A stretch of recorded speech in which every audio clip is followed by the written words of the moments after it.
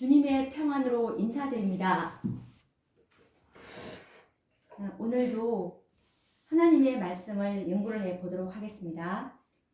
지난 시간에 이어서 이 다니엘 11장 오늘부터는 이제 41절에 1절로 연구를 해 보려고 합니다. 우선 하나님의 말씀 다니엘서 11장 41절 말씀을 읽어보도록 하겠습니다. 그가 또 영화로운 땅에 들어갈 것이요 많은 나라를 패망케 할 것이나 오직 에돔과 모압과 암몬 자손의 존귀한 자들은 그 손에서 벗어나리라 라는 말씀인데요. 오늘 연구할 그 주제가 바로 이 다니엘서 11장 41절에 나와 있는 이 그는 북방왕을 말씀하고 있는데, 북방왕이 영화로운 땅에 들어간다고 하는 이 의미가 무엇인지에 대해서 오늘 연구를 해 보려고 합니다. 그래서 이 다니엘서 11장 41절의 말씀을 다시 한번 보자면, 그가 또 영화로운 땅에 들어갈 것이요. 그러니까 이 북방왕 미국이 우리가 다니엘서 11장 40절에서 북방왕은 마지막 때의 북방왕, 다니엘서 11장 40절에 나오는 북방왕은 미국이라고 연구를 했었습니다. 그래서 이 그가는 미국이 또 영화로운 땅에 들어갈 것이고, 그렇게 해서 많은 나라를 패망케 할 것이고, 그렇지만 오직 에돔과 모압과 암몬 자손의 존귀한 자들은 미국의 손에서 이제 벗어날 것이다. 뭐 이런 전체적인 의미가 이렇게 될 것인데요. 그러면 우리가 이 말씀을 좀 어떤 의미인지 더 구체적으로 연구를 해 보도록 하겠습니다. 일반적으로 이 성경 학자들은 영화로운 땅이라고 하면 이스라엘 아니면 미국이라고 해석을 합니다. 이스라엘이 영화로운 땅이라는 해석은 이미 다니엘 8장 9절 가운데 모두가 공감하는 일반적인 해석이지만, 메시아를 거절하고 패망한 이 이스라엘을 지금도 거룩하고 영화로운 땅이라고 해석하는 데는 동의를 할 수가 없습니다. 과거 이 이스라엘 나라가 하나님의 율법과 진리를 보관하고 있었을 때 그들은 이스라엘은 하나님의 선민이고 그곳은 영화로운 땅이었지만, 메시아를 거절하고 서기 34년 제자 스데반을 죽인 이후에는 이스라엘은 영원히 하나님의 은총에서 떠나가고 말았습니다. 그래서 이스라엘을 여전히 영화로운 땅이라고 하는 견해는 더 이상 예언 해석에 적용할 수 없게 되었죠. 그렇다면 또 이 영화로운 땅을 미국이라고 보는 견해에 대해서 한번 우리가 생각해 보도록 하겠습니다. 이미 미국은 마지막 시대의 북방왕이라는 역사적인 증거를 우리는 확고히 했습니다. 그래서 이 북방왕 미국이 영화로운 땅이라는 해석은 더욱 모순이 아닐 수가 없죠. 미국은 새끼 양처럼 생겼지만 분명 용처럼 말을 하는 사단의 일을 하는 나라로 예언되어 있습니다. 특히 북방왕이 영화로운 땅에 들어갈 때는 남방왕 소련을 위시해서 공산주의 나라들이 패망하고 미국이 법안권과 손을 잡은 이후이기 때문에 시기적으로 볼 때 미국은 더더욱 영화로운 땅이 될 수가 없습니다. 이제 북방왕 미국이야말로 법안권과 연합해서 용처럼 말을 하고, 그리고 이 짐승인 법안권을 세우기 위해서, 짐승을 세우기 위해서 이제 짐승을 위해서 이제 우상을 세우기 직전까지 역사는 진전되어 온 상태입니다. 다니엘 11장 41절은 이런 시기에 미국이 영화로운 땅이라고 해석을 하는 것은 전혀 합당하지가 못합니다.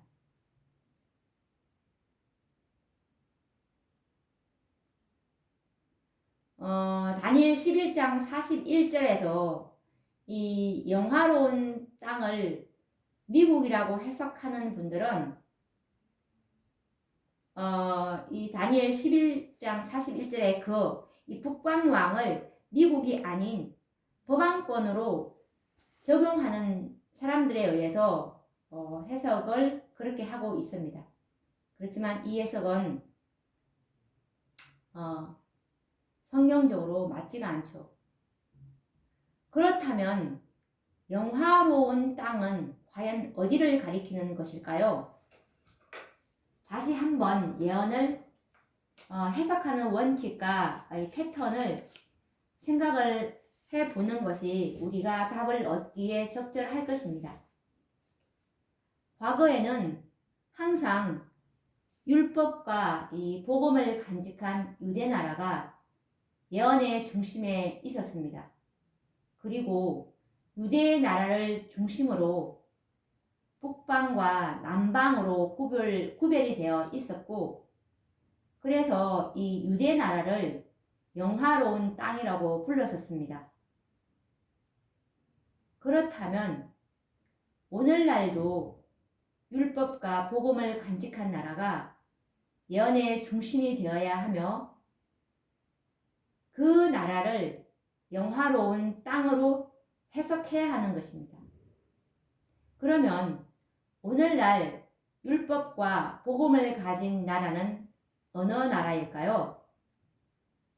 오늘날 이 영화로운 땅은 더 이상 어떤 국가나 민족이 될 수가 없습니다.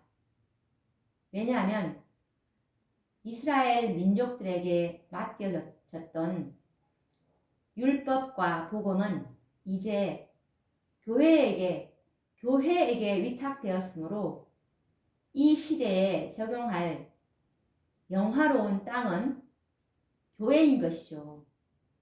곧 택하신 하나님의 백성들에게 적용되어야 맞는 것입니다. 베드로전서 2장 9절에서도 그렇게 말씀하고 있습니다. 베드로전서 2장 9절에 보시면 오직 너희는 택하신 족속이요 왕 같은 제사장들이요 거룩한 나라요 그의 소유된 백성이니 라고 말씀을 하고 있습니다. 성경은 하나님의 교회가 율법과 복음을 가진 나라이고 백성이라고 말하고 있는 것입니다. 그래서 하나님의 교회가 이 시대의 영화로운 땅으로 적용되어야 할 것입니다. 교회는 하나님의 나라이고 백성이고 거룩한 족속이기 때문입니다. 그렇다면 이 북방왕 미국이 영화로운 땅, 즉 교회죠. 그러니까 북방왕 미국이 교회에 들어간다는 표현은 어떤 의미를 가지고 있을까요? 이것은 앞으로 미국이 일요일 강제 법령을 만들어서 종교 자유를 구속하고 안식일을 지키는 남은 교회를 핍박할 것이라는 예언을 묘사하는 말입니다.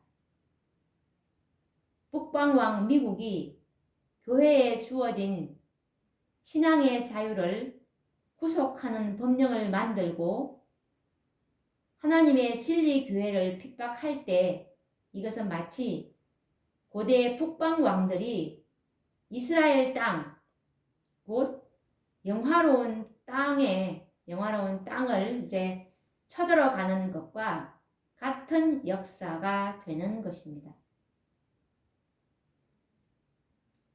지난 역사 가운데서 북방 왕들을 보자면 먼저 바벨론, 그 다음에 이제 페르시아죠. 페르시아 다음에 북방 왕이 헬라였고, 헬라 다음에 로마였고, 로마 다음에 법왕권이었습니다.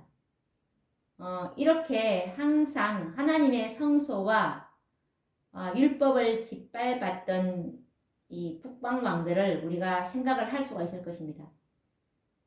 현대의 북방 왕 미국도 예외가 될 수가 없습니다. 하나님의 성소인 교회와 율법을 짓밟는 일을 할 것이기 때문입니다. 이 예언의 성취가 곧 다니엘 11장 41절 말씀처럼 그가 또 영화로운 땅에 들어갈 것이다 라는 이 말씀의 올바른 해석이 될 것입니다. 마지막 선지자 엘렌 G. 화이트 선지자께서 쓰신 이 예언의 시는 일찍이 미국이 과거 북방 왕들의 역사를 반복할 것에 대하여 예언하고 있습니다. 이런 역사가 미국에서 일어난다는 사실은 과거에는 불가능하리라고 생각하였습니다. 선지자의 글을 통해서 한번 확인을 해 보도록 하겠습니다.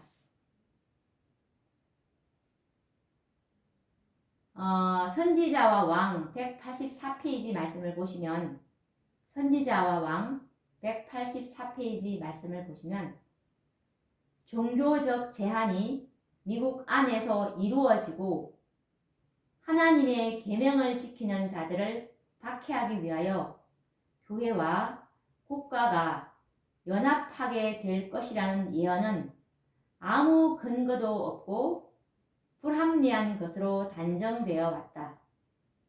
그리고 종교 자유의 옹호자였던 이 나라가 그 외의 다른 상태로 변할 수 없다고 단호하게 공언해 왔다. 미국이 이렇게 되리라고 정말 상상을 할 수가 없었던 것이죠.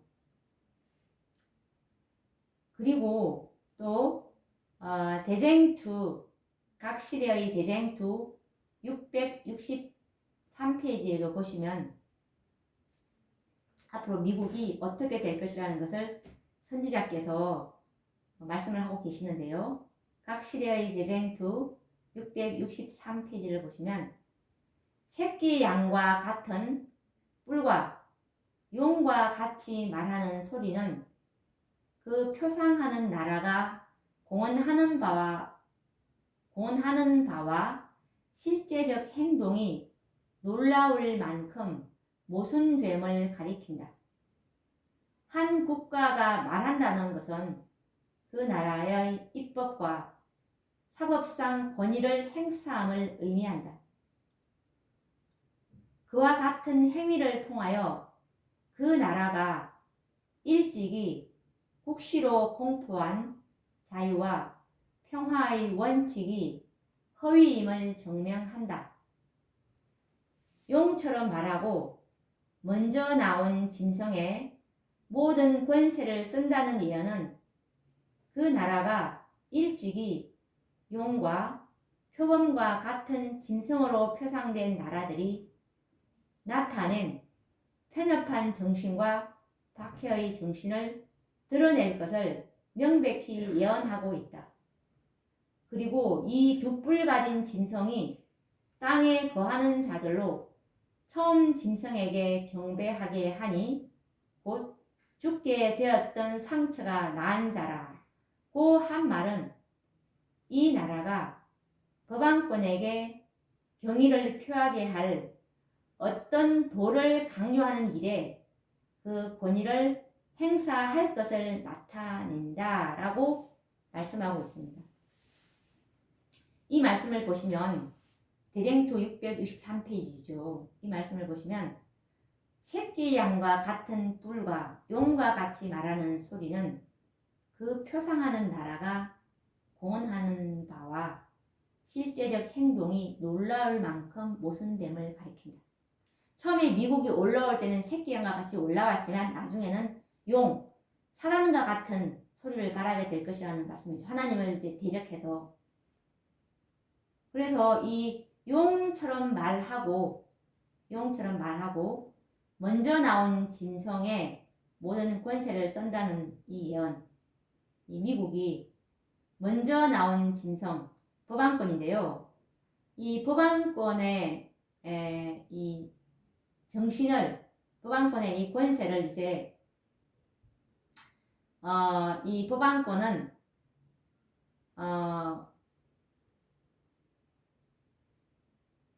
편협한 정신과 박해의 정신을 이제 법왕권이 가졌던 이 정신을 이제 미국이 이제 드러날 것을 말씀하고 있는데요. 미국이 이렇게 할 것이라는 것이죠. 예전에 법왕권이 썼던 이 편협한 정신과 박해의 정신을 미국이 이렇게 할 것이라고 예언하고 있는데, 이 두 뿔 가진 짐승, 이 미국이 땅에 거하는 자들, 이 지구에 살고 있는 사람, 지구의 거민들입니다. 이 거민들로 하여금 처음 짐승에게 경배하게 하니, 처음 짐승은 로마 법왕권입니다. 계시록 13장에 나온 처음 짐승, 이 로마 법왕권에게 이제 경배하게 하고,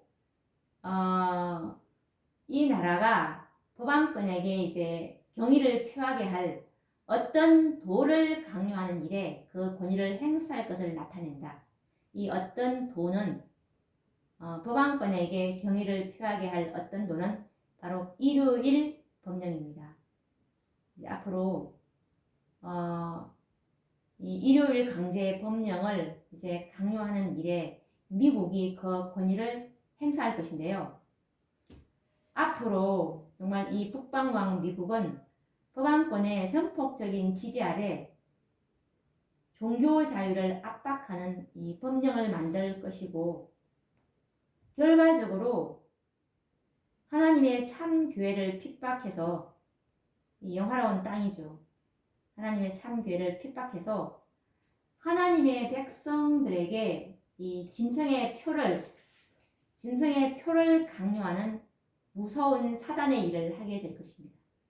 이것이 바로 북방왕이 영화로운 땅에 들어간다는 그런 의미의 말씀이 될 수가 있겠습니다.